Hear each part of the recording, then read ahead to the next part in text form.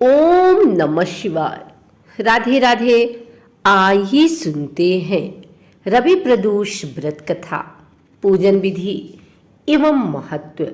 प्रदोष व्रत में प्रदोष काल में भगवान शिव की पूजा की जाती है। प्रदोष काल सूर्यास्त से 45 मिनट पहले से शुरू होकर सूर्यास्त के बाद 45 मिनट तक रहता है। प्रदोष व्रत जब सोमवार को पड़ता है तो उसे सोम प्रदोष व्रत, मंगलवार को पड़ता है तो उसे भौम प्रदोष व्रत, और जब रविवार को पड़ता है तो उसे रवि प्रदोष व्रत कहते हैं। आइए जानते हैं रवि प्रदोष व्रत की पूजा विधि। प्रदोष व्रत करने के लिए मनुष्य को व्रत वाले दिन प्रातः सूर्योदय से पहले उठना चाहिए। नित्य कर्म से निवृत्त होकर भगवान शिव का ध्यान करें। इस व्रत में अन्न ग्रहण नहीं किया जाता है। फिर पूरे दिन उपवास रखने के बाद शाम में सूर्यास्त से 1 घंटा पहले फिर से स्नान आदि कर साफ वस्त्र धारण करें। पूजन स्थल को गंगा जल से शुद्ध करें और एक मंडप तैयार करें। अब इस मंडप में 5 रंगों का उपयोग करते हुए एक सुंदर रंगोली बनाएं।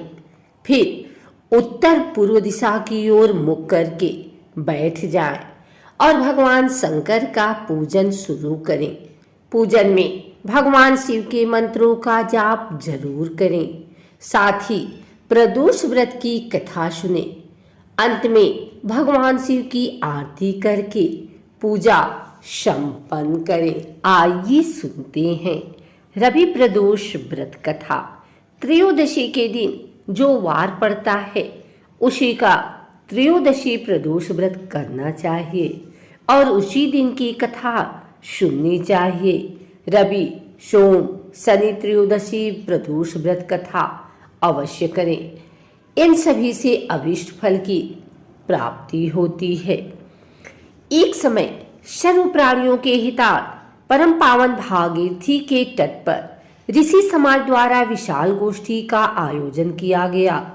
विद्यमान ऋषियों की एकत्रित सभा में व्यास जी के परम शिष्य पुराणवेत्ता सूत जी महाराज हरि कीर्तन करते हुए पधारे।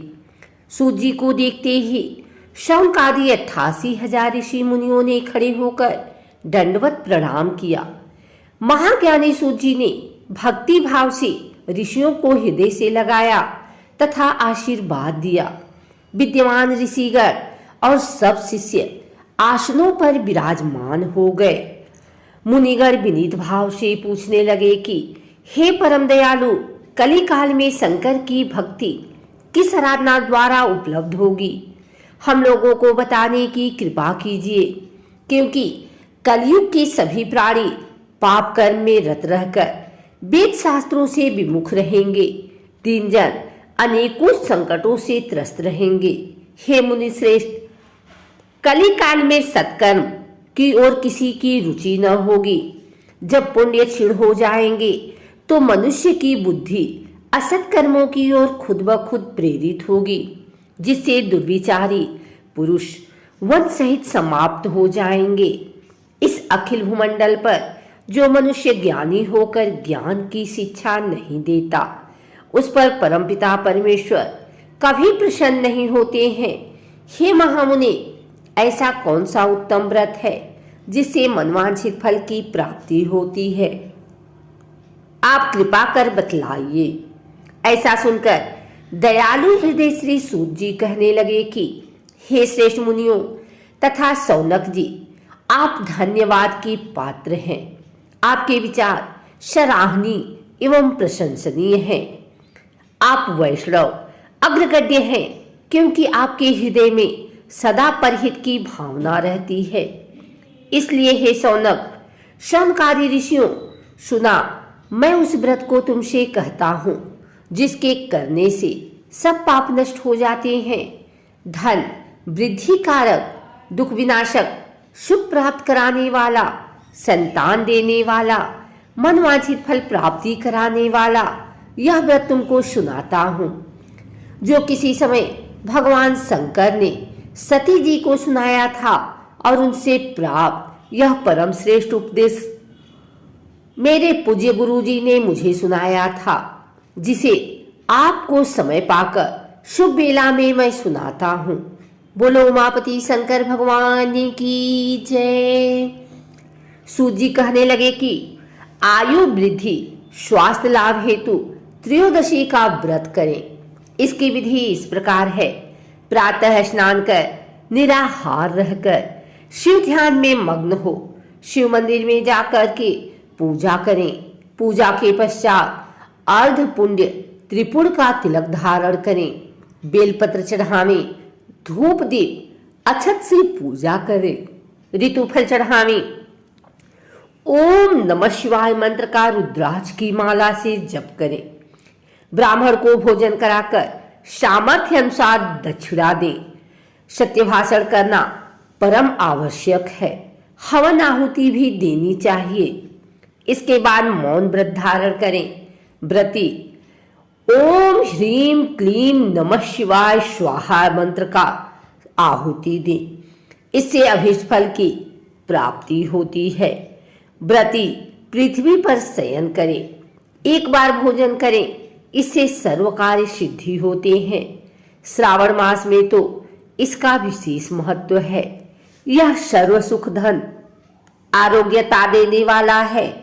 यह व्रत सभी मनोरथों को पूर्ण करता है। हे ऋषिवरों, यह प्रदोष व्रत जो मैंने आपको बताया, किसी समय शंकर जी ने सती जी को और वेद व्यास मुनि ने मुझको सुनाया था। शौनकादि ऋषि बोले, हे पूज्यवर महामते, आपने यह व्रत परम गोपनीय मंगलप्रद कष्ट निवारक बतलाया है।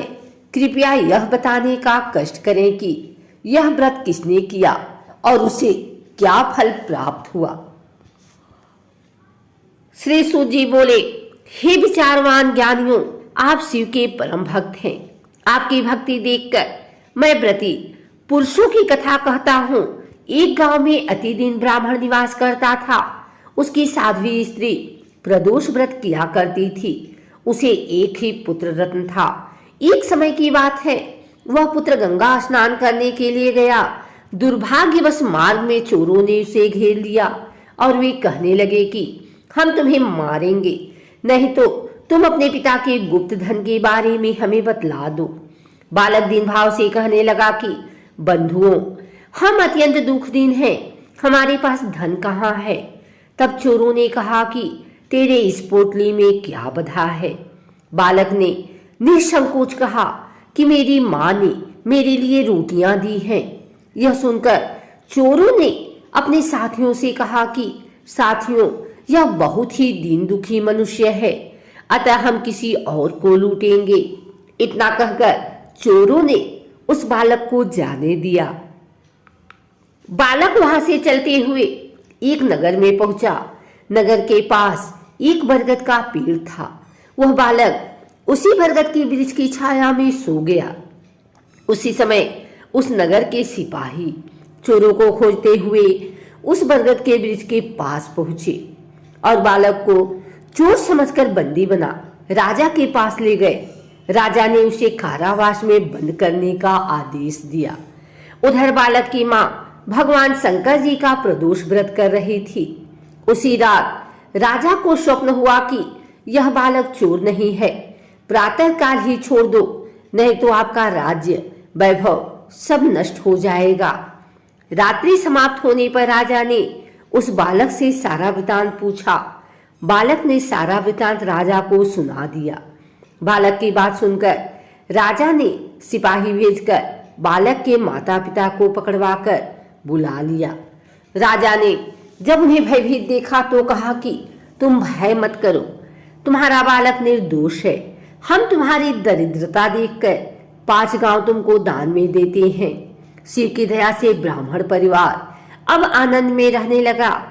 इस प्रकार जो कोई इस व्रत को करता है उसे आनंद प्राप्त होता है।